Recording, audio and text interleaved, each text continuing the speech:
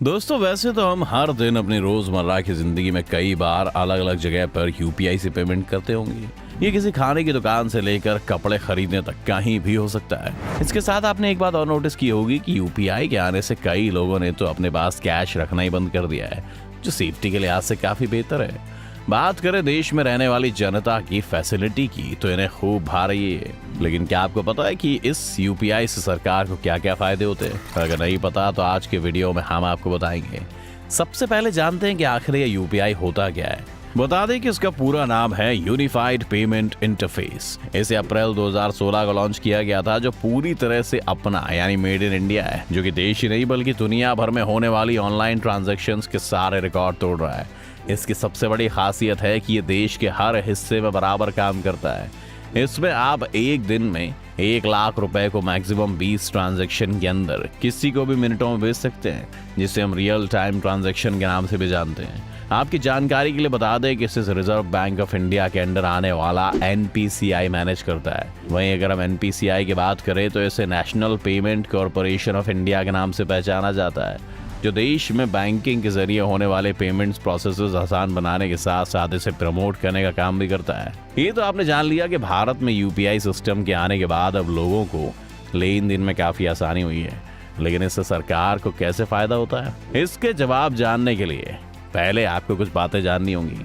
Transparency. UPI के आने से सरकार को होने वाले सबसे पहला फायदा ये हुआ कि डिजिटल ट्रांजैक्शंस बढ़ने से देश के अंदर डे बाय डे पैसों से जुड़ी ट्रांसपेरेंसी बढ़ती जा रही है। इससे पहले आमतौर पर लोग बाजार में लेन देन कैश में किया करते थे। इससे सरकार को टैक्स चोरी जैसी चीजों से जूझना पड़ता था।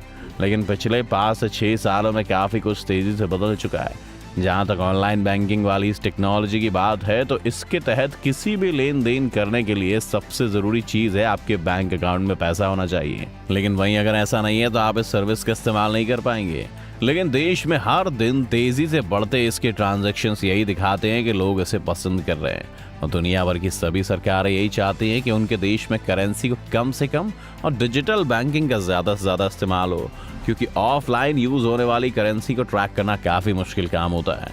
अब इसे एक एग्जाम्पल के तौर पर देखें तो कई बार स्मॉल बिजनेस में हर दिन होने वाले ऑनलाइन ट्रांजैक्शंस दिखने में तो बहुत छोटे होते हैं, लेकिन इनका टोटल अमाउंट काफी बड़ा होता है, जिससे कई बार इनकम टैक्स रिटर्न फाइल करते वक्त ये टैक्स लायबिलिटी भी बन जाता है, जिसे दुकानदार या बिजनेसमैन को टैक्स के रूप में भरना पड़ता है। लेकिन कुछ साल पहले तक ऐसा नहीं था। जब भारत में इस तरह का ऑनलाइन सिस्टम नहीं हुआ करता था, तब लोग अपने बिजनेस बुक्स में गड़बड़ करके टैक्स बचा लिया करते थे। ऐसे में यूपीआई सरकार के लिए एक फायदे का सौदा है। पैसे का इजी लेन देन। हमारे देश में 2016 से पहले जब डिजिटल करेंसी नहीं थी, तब तक देश में लोगों के पास लेन देन का कोई फास्ट मीडियम नहीं था जो रियल टाइम में एक जगह से दूसरी जगह पैसा भेज सके। तब सिर्फ कैश या बैंक में चेक या ड्राफ्ट के जरिए ही पैसे लिए और दिए जा सकते थे। लेकिन आज के समय में आपके मोबाइल पर 24 घंटे 365 दिन एक क्लिक पर बैंकिंग फैसिलिटी अवेलेबल है। वहीं किसी भी देश के डेवलपमेंट में उसके बिजनेस का काफ़ी बड़ा कंट्रीब्यूशन होता है। कई बार ऐसा भी देखने को मिलता है कि कई ऑनलाइन शॉपिंग वेबसाइट अपने कस्टमर को शॉपिंग के लिए हैवी डिस्काउंट देती हैं, जिसकी वजह से लोग वो चीज़ भी खरीद लेते हैं जिसकी उन्हें ज़रूरत भी नहीं होती है। ऐसा सिर्फ ऑनलाइन बैंकिंग की वजह से पॉसिबल हो पा रहा है। वहीं इससे सरकार को कई तरह का डेटा भी बड़ी आसानी से मिल जाता है, जो स्मॉल से लेकर बड़े बिजनेस के लिए कई तरह की नीतियां बनाने में भी काफ़ी हेल्पफुल है। इनडायरेक्टली लोगों को मिल रही हैं नौकरियां। यूपीआई ने आज के समय में लोगों को बिजनेस करने के लिए नई अपॉर्चुनिटीज दी हैं, जिसकी वजह से लाखों लोगों को रोजगार भी मिल रहा है। इसमें यूपीआई पेमेंट के जरिए पैसे एडवांस में मिल जाते हैं, लिहाजा पैसे से जुड़े फ्रॉड होने की संभावना ना के बराबर रह जाती है। क्योंकि पिछले कुछ वक्त में स्विगी और जोमेटो जैसी कंपनियों ने खाने को ऑनलाइन बैंकिंग के जरिए घर घर भेजने का ऐसा कल्चर शुरू किया है, जिससे शायद किसी ने सोचा भी नहीं था। आप कहीं से भी बैठकर अपनी लोकेशन पर ऑर्डर करके घर बैठे फूड मंगा सकते हैं। ऐसे में ये यूपीआई सरकार के लिए भी एक फायदे की तरह देखा जा सकता है। इतना ही नहीं, सरकार के ऊपर मार्केट में लगातार नई जॉब्स देने का दबाव रहता है। लेकिन जब स्विगी और जोमेटो जैसे स्टार्टअप सक्सेसफुल बिजनेस में बदल जाते हैं, तो इससे सरकार को एक नहीं कई तरह के फायदे होते हैं। जैसे आज के समय में कई जगह गवर्नमेंट ऑनलाइन चीज़ों के खरीदने और बेचने पर जीएसटी यानी गुड्स एंड सर्विस टैक्स भी वसूल रही है, जिसकी वजह से उसका सरकारी खजाना भी बढ़ रहा है। बैंकों के कर्ज देने की पावर बढ़ी। आज से करीब 6 साल पहले तक लोग अपने पैसे को बैंक में तो रखते ही थे, लेकिन इसका ज्यादातर हिस्सा घर में ही रहता था, क्योंकि लोगों की ऐसी सोच थी कि अगर उन्हें किसी इमरजेंसी में पैसों की जरूरत पड़ जाए तो उन्हें बैंक में पैसे निकालने के लिए भागना पड़ेगा। लेकिन 2016 में यूपीआई आने के बाद ये पैसा घर से ज्यादा लोगों के बैंक अकाउंट में रहता है। इससे पेमेंट करना इतना ईजी और आसान है कि हर उम्र के लोग इसे आसानी से यूज कर सकते हैं। अगर ज्यादा संख्या में लोग बैंकों में पैसा रखें तो इससे आरबीआई और सरकार दोनों को काफी मदद मिलती है, जिसकी वजह से बैंकों के पास सही इंटरेस्ट रेट पर कर्ज देने के ऑप्शन बढ़ जाते हैं।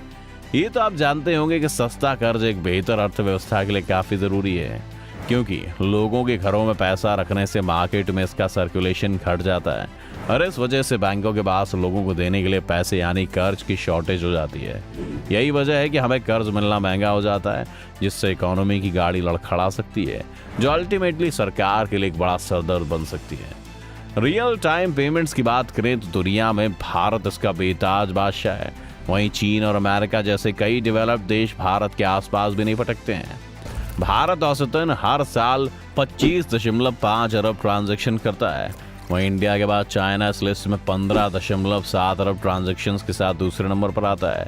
तीसरे नंबर की बात करें तो हर साल करीब 6 अरब ट्रांजैक्शंस के साथ साउथ कोरिया भी पॉपुलेशन के लिहाज से देखते हुए काफी आगे है। तो दोस्तों, क्या आपको भी यूपीआई के इतने सारे बेनिफिट्स पता थे? हमारे चैनल को सब्सक्राइब करने के बाद कमेंट करके हमें जरूर बताएं, और अगला वीडियो आप किस टॉपिक पर देखना चाहते हैं ये भी बता सकते हैं। साथ ही इस वीडियो को लाइक और शेयर करना ना भूलें।